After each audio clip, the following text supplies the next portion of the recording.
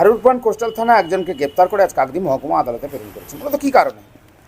গত ইংরেজির 24/7/2025 তারিখ রাতে একটা ওই মধুসূদনপুর এলাকায় একটা ডেড বডি পাওয়া যায় ধান খেতে। ওর নাম হচ্ছে রাকিব শেখ। তো পুলিশ একটা খুনের মামলা শুরু হয় থানাতে, হারুট পয়েন্ট কোস্টাল থানায়। সেই খুনের তদন্তে নেমে পুলিশ আজকে রাজেশ শেখ নামে একজনকে গ্রেপ্তার করে নিয়ে এসছে এবং তদন্তের জন্য তাকে পিসি প্রেয়ার করা হয়েছে।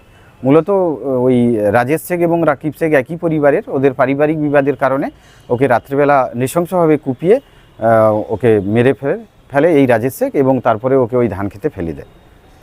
এই ঘটনায় কজন এখনো পর্যন্ত এই রাজেশ শেখকে গ্রেপ্তার করা হয়েছে একজনকে, এবং তদন্তের জন্য এর পেছনে আরও কারা কারা জড়িত আছে বা কিভাবে একে মারা হয়েছে, কেন মারা হয়েছে, এর সঠিক তদন্তের জন্য পুলিশ একে পিসি প্রেয়ার করেছে।